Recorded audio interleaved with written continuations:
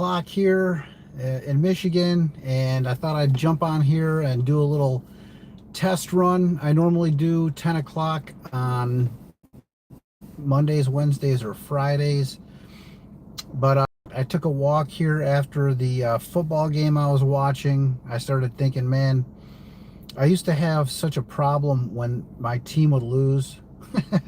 I used to just, I used to get so bent out of shape, mainly because they were so bad for so long that I just felt like I started thinking I felt like a schmuck for joining. For hey, what's up, Jason? Welcome.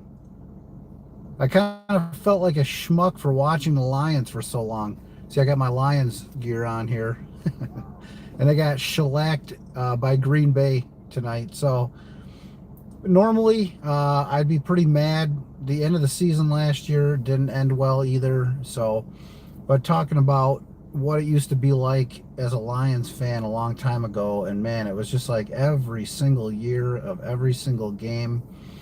Most of the time they'd lose, and I'd go out and I'd be angry. I just want to kick stuff, man. Kick the air. You know what I'm saying? I just get so mad. And I mean, that was the least of my problems. You know what I mean? A losing football team. Oh man. Yep. Cowboys. I mean, this millennium hasn't been kind to the Cowboys either, has it? But yeah, you know what I mean. It's just a struggle. Staying alcohol free and trying to get through your issues without drinking. I mean, I used to just drink at everything. My anxiety, my anger, my temptation, my inability to cope with things. It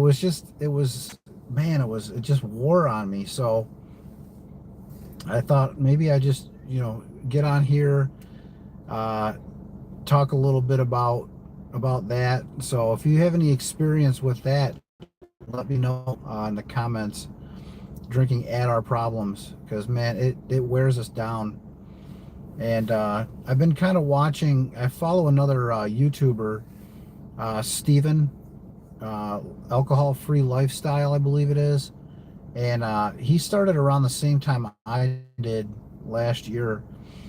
And I called him like the first month that I got on YouTube to see if potentially we could get together and do like a podcast, because it seemed like we were starting this alcohol free YouTube channel at the same time, and we got together, we talked to each other. It was a bad connection. It didn't end well, I guess, but I still follow him, and it's interesting to kind of watch him do his lives now. He does the widescreen. I've been doing this on my phone since the beginning of this. I might have to kind of upgrade, maybe get a laptop. I haven't bought a laptop in 10 years, so I know they've come a long way, but we'll see. We'll see how it goes. But but something simple, just so I can kind of work on my videos a little bit easier, because man, on the phone it's not easy. But yeah, so this is just really just about our struggles. It's the end of the weekend. How'd you guys do this weekend? Were you able to get through it alcohol free? I hope so. Because that's what this is all about, man. If we can't do it, then we try our best, and we use our drinking session as a learning tool to figure out, make adjustments. That's kind of what this is really all about, is making adjustments. If we're not able to get some alcohol-free time under our belt, it's important to use those drinking sessions as a tool rather than just mindlessly drinking one after another, which is, I mean, sometimes that's the goal, is to just drink one after another. I know, Jason, you said you drank like that. We drink similarly, just, one beer after another after another. I would typically drink, probably I would try to pace myself, but that first hour I could probably drink 3 or 4 pretty quickly. And then after that, it was probably like 2 an hour, depending on what I was drinking. But drinking at the things that we aren't dealing with well in our life, like that seemed to be something that I really did for most of my life, because I just really didn't know how to cope.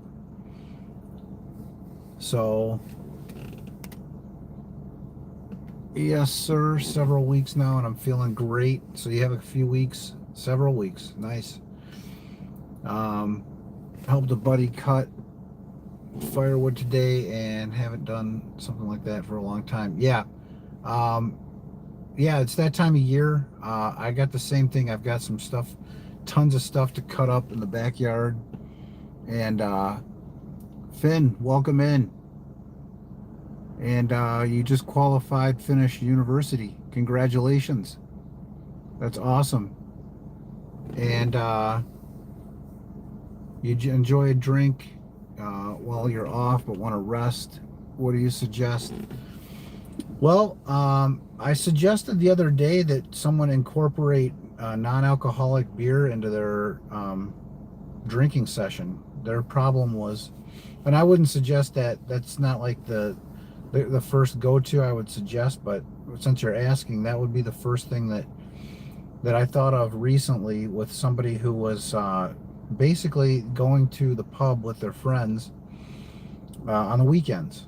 They wouldn't drink all week, and they get to the weekend, and it was like they go to the bar and have drinks. If that's something that you are doing, you're drinking socially, if they offer NA stuff, because the NA beers now, they taste exactly the same as they as like the regular alcoholic beverages. Pretty much, I've tried beer and different beers and different wines, and man, I was pleasantly surprised with the wine selection. But I didn't drink NA stuff until I was probably a couple. Welcome, Quentin. A drink is okay as long as it's not a problem. Well, I mean, that just depends on what you're going for. I mean, if you're looking to, if you're, I feel like if you're on this channel, or if you are in a sober community or sober groups, there's part of you that is questioning if alcohol is really worthwhile. Like, I couldn't drink 1 or 2. So having a drink every now and then wasn't really an option for me. I didn't look at it like that. I always looked at it like I was all in or all out. And but I couldn't really ever be all out because I was addicted to it. And I didn't really know that I was addicted to it till I gave it some time. And it took me a couple months to really heal from all the years that I drank so much. Jason says, for me, a drink's not okay. 1 leads to 30. So I made the decision that 0 is best for me. And that's how I feel about it. Like I said, it took me a couple months to really, of being alcohol free 100%, to really recognize that and learn things about myself, learn things about alcohol. I didn't know the science necessarily behind alcohol. Yes, for addiction, it's very different. Yep. I assume, well, maybe not, but you were wanting to quit, weren't you, Quentin? But in any case, yeah, I mean, one drink, and that's kind of one of the things that I really found beneficial for AA. Even though it didn't really work for me the couple times that I tried it over the years, I watched the documentary, My Name is Bill W., and it was on Amazon Prime. I think it probably still is. It's the founder of AA, and he talks about. He was one of the first to talk about and recognize that it's the one drink that sets us back. So you still drink and find it difficult at times. So I'm wondering, are you slipping back into drinking more? Is that what you're finding your issue is with it, Quentin? Because if you're questioning that, I mean, that's definitely worth looking into. I mean, like I said, I wasn't somebody who could drink a couple on occasion. I was all in, but Bill W. Was the first kind of to point out that, because people would go like 4 months, 5 months and not drink any alcohol, and then they would go to a social get together or something like that, and they would have one, but then they would all of a sudden be all in on drinking. Studied the sport. I just wanted to be healthy and enjoy each day without a drink. Yeah, absolutely, Fen. That's what it's all about. That's what it feels good to be sober. Now, like I talk about in a lot of my videos and stuff, I was in my 20s. I drank every other day because I drank so much that it took the whole next day to like sweat it out, and I felt good. You find it difficult to understand yourself. Okay. Well, I mean, for me, that was an interesting thing because, yeah, I knew that I couldn't really find myself until I was able to put the alcohol down for a period of time, and not just like a week or two. Like my wife told me uh, when I was probably really starting to question it when I was it was around 2016, 2017. And so I was like in my mid to late 30s. And I really was like, man, I want to be done, but I don't know how to be done. But she said, you're probably going to need like 6 months or a year, not just a couple weeks. 22. Oh, okay. Yeah, I remember reading your post the other day. Um, yep. And so, yeah, you're just trying to find yourself here, man. So, Charles, welcome. 63 days alcohol free as of today. So, 63 days. Congratulations. 63 days is awesome. That was near when I started to really know that I was solidified in my being alcohol free, because I had a huge urge on day 72 or 73, and a friend helped me get through it, and I didn't have nearly as strong of an urge to drink after that. And that's kind of when I knew it was like this life, it's for me. So getting back to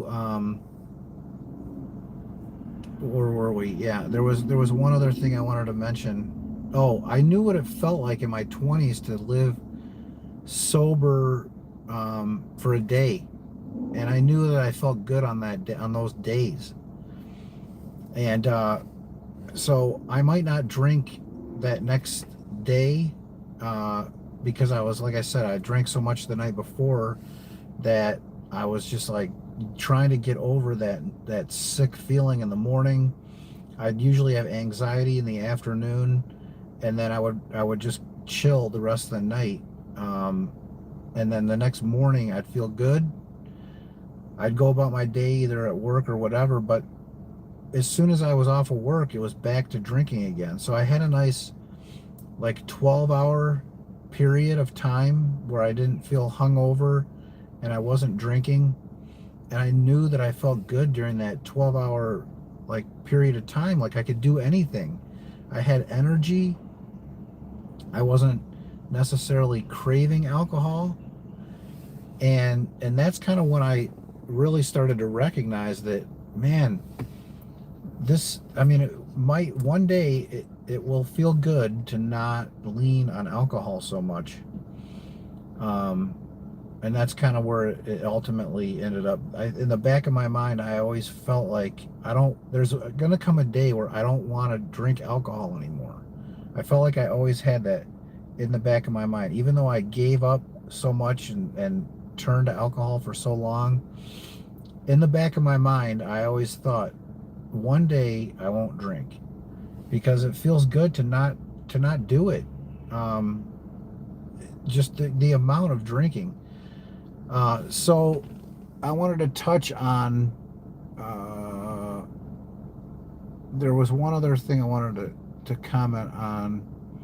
Oh, what do I recommend for um, getting over the thought of drinking?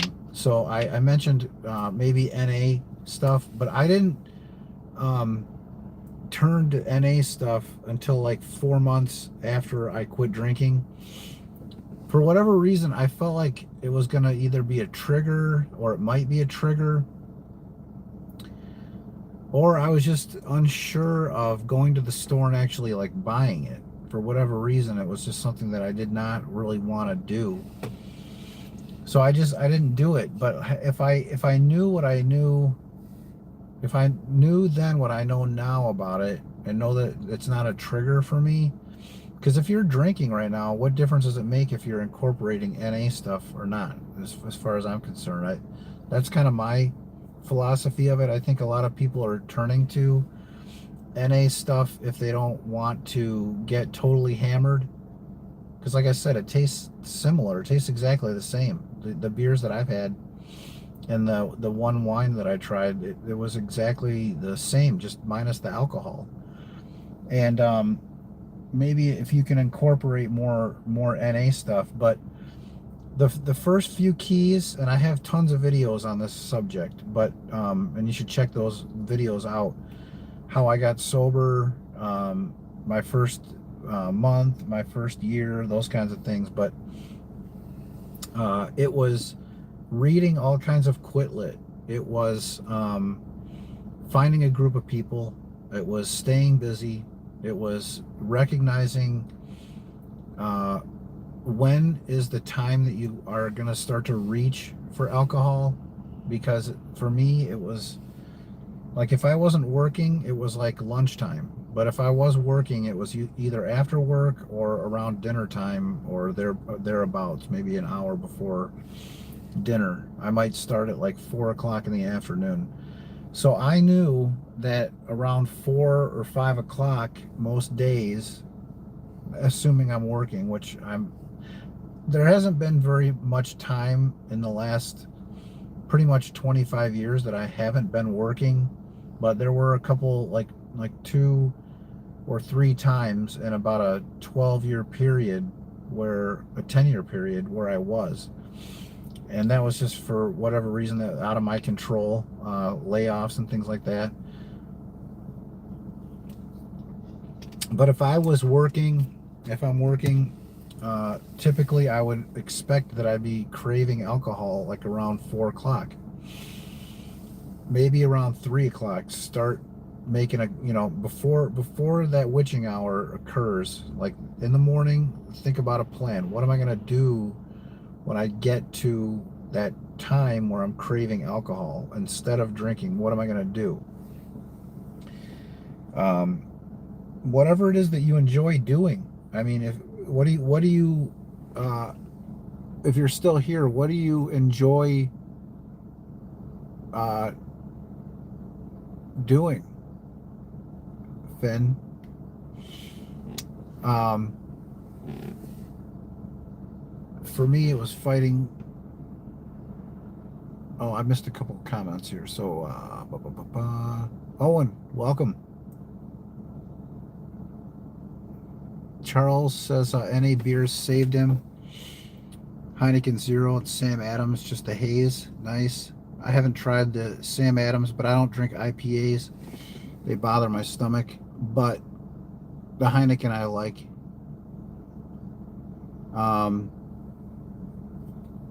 Congratulations. Yep. And Jason says, for me, I fight the craving with activities like gym, finding new hobbies, with family, also learning knowledge of the effects of alcohol. So yeah, learning is a huge one, Jason. That's a good one, because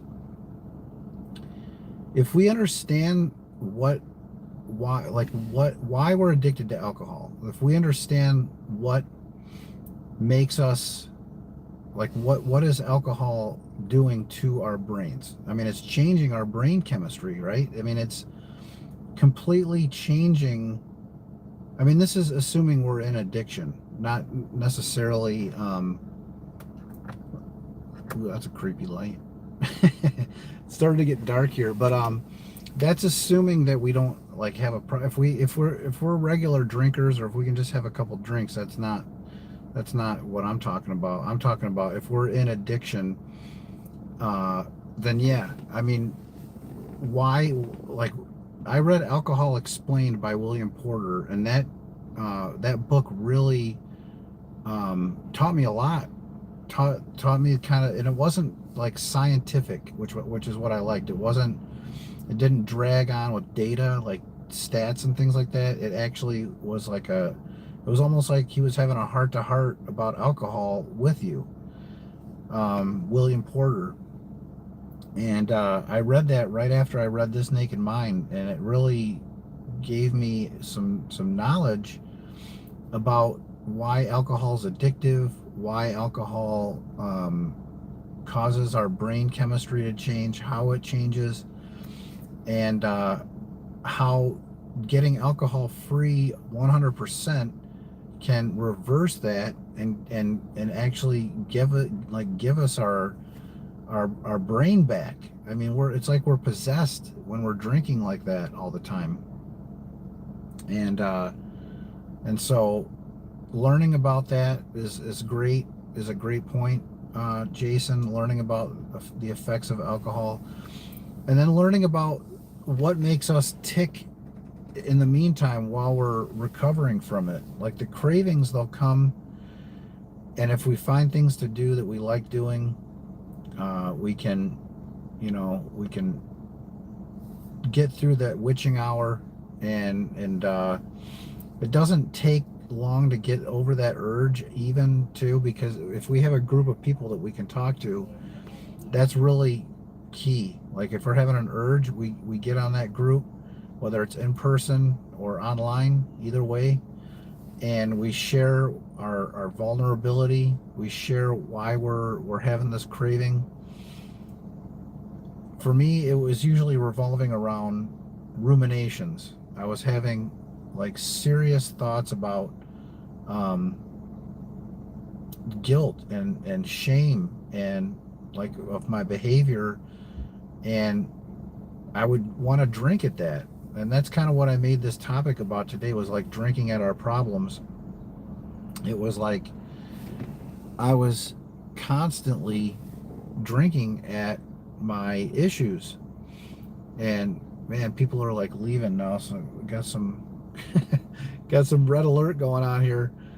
Um, but anyhow, yeah, finding things to do, and having a group of people that you can count on. It helps to have someone in person that you can share your vulnerability with, share your urges to drink with. They don't necessarily have to understand addiction, but they do understand you.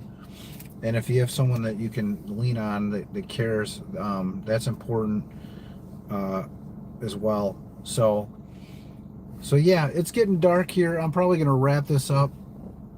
The lighting here is horrible. Like I said, this was a test run. I usually do my videos in my car somewhere at a park or something, but this one, and it's usually during the day. So I'm gonna wrap this up, but I'm probably gonna be on tomorrow morning. I think I'll shoot for 10 o'clock. I was gonna try to do some members only stuff. I don't really know how that's all gonna unfold or whatever. You guys know I'm not here to make money.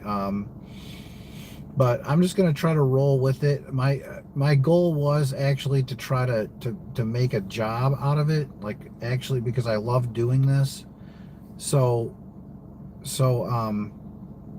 if I can do that, and it wasn't just originally, my idea wasn't just to be like a sober channel. Um, for a long time, I've thought I wanted to do like a travel channel, kind of like and I actually started another channel for that. I don't spend much time on it. I've been spending a little bit more time on it recently, but not as much. I really want to build this community first. This is really where my heart is. You guys know I'm doing this for God's glory. I found my faith. I found my belief again. I found um, my willingness and my ability, I guess, to talk about um, my sobriety openly and not feel nervous or scared of it. And then I just prayed on it, and I just felt like I was called to start a sobriety channel. So I'm gonna take this as far as it can go, and we'll go from there. But yeah, like I said, this is all kind of a learning curve to me, and yeah, I don't want to be making videos in the dark like this. So yeah, it was awesome to see you guys. Um, Good to see you guys, and I will catch up with you, like I said, probably in the morning. So have a great night, everybody, and stay safe, and if you can, stay sober and enjoy your life. Talk to you later.